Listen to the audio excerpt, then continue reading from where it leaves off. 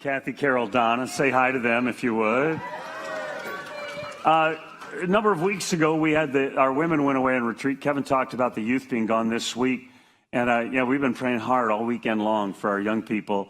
And so I'm super excited about what's going on with them this weekend. But a number of weeks ago, the ladies went away. And somebody here tell me, in essence, the big theme of the weekend. Someone. Okay, the big theme of the weekend was mentoring. And, usually we think of mentoring as an older woman teaching the younger woman or whatever, but it really is sister to sister, mom, daughter, just those kind of relationships. And so Mary Lindo was there via electronic screens or something. How did that work? Did it work okay? Talk about that a little bit. It was fine. We had a little bit of a streaming issue just because of the way the internet was set up there, but it was amazing how they were able to troubleshoot through it and just get the Skype working, and it was fine. We just had to turn off the sound when she was speaking and different things like that. So tell me this, Mary is prophesying to people, calling them out while looking into a video thing herself. Mm-hmm. That's crazy. That's crazy. How do you do that? That's amazing. So could she see like the whole room? That's bizarre. So tell me, I asked Pam, I said, who should I get on the couch for this weekend to talk about the women's retreat? And she said, you three. So any one of you have something you want to share about what God maybe specifically did with you, for you that weekend. Okay. I can share about that. First of all, the women's retreat is very near and dear to my heart. Like whenever I go out to Belleville to Eckert's and drive by the turnoff to Todd Hall, it's like, I want to go there because God always does something special. And the other thing that's really cool is just the women of Southgate are beautiful people inside and out. And so all the conversations you have, they're just very encouraging and also extend a lot of grace to each other, so that's a big blessing. But I actually had the privilege, I guess, of having a word from Mary Lindo. I feel like a word from the Lord through Mary Lindo, which was very interesting to me because I've never had a public word before, and it's kind of surreal. Like, I wasn't really sure. I thought maybe she meant the person next to me or something.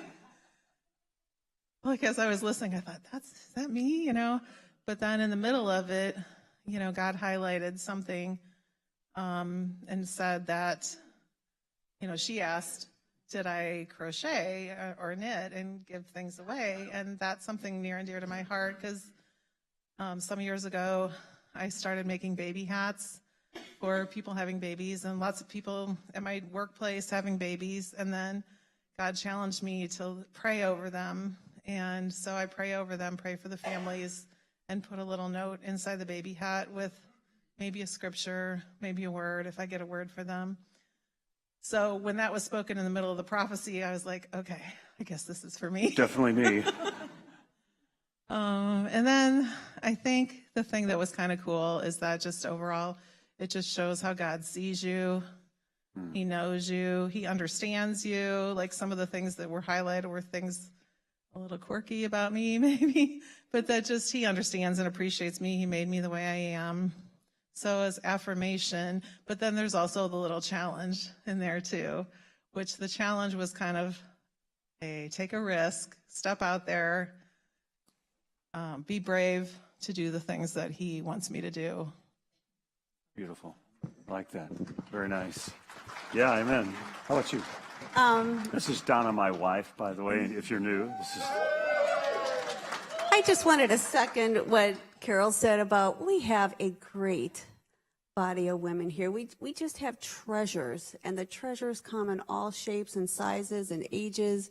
And it's really hard for me to get to know somebody when I sit here, to get to know somebody that sits over there. And so it's priceless, actually, that I make it a point to sit with somebody that I don't know, to try to room with somebody that I don't know, during the meetings, at meals, so even if I don't know, if they're having a conversation, I can kind of ease in on it and get to know them.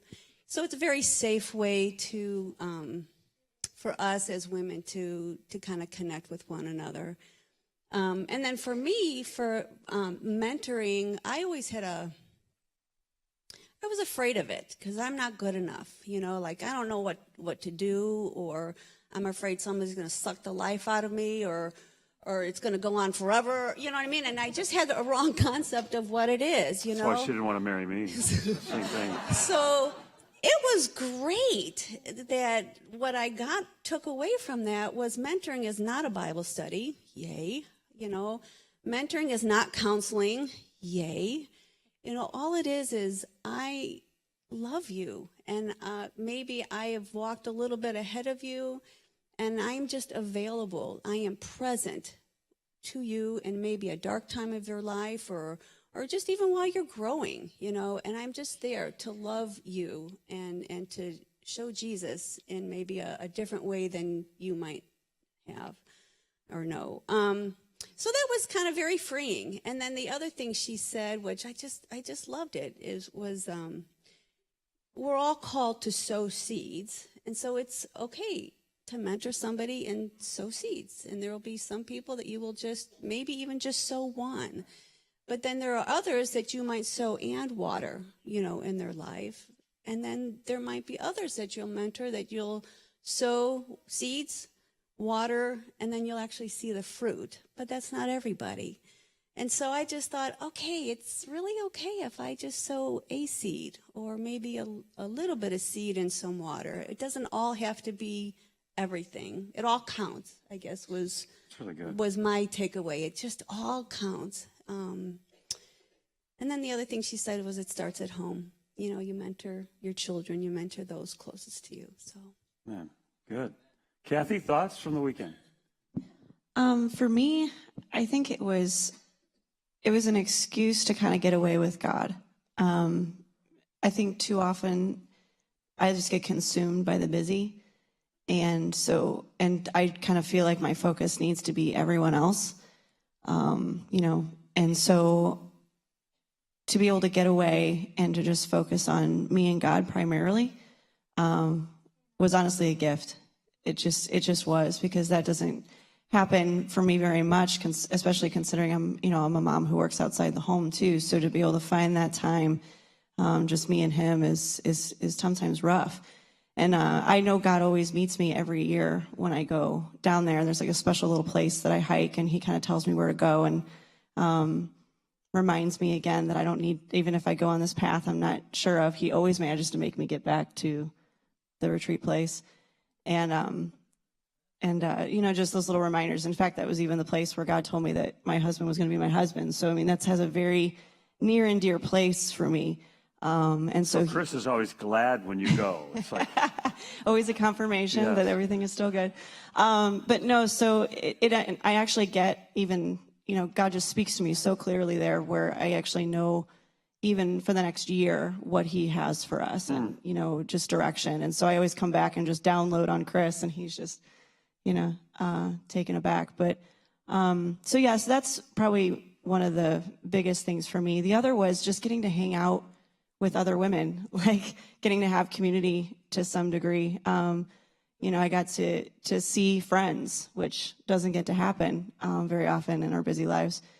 And so that was great for me. And also I got a chance to minister again, like I got to get up there and do the prophetic thing again. And that was a lot of fun. Like getting to be with the old Gilead ladies again, that was a huge highlight for me. And and with Rachel being a part of it too, that was huge. So that was neat.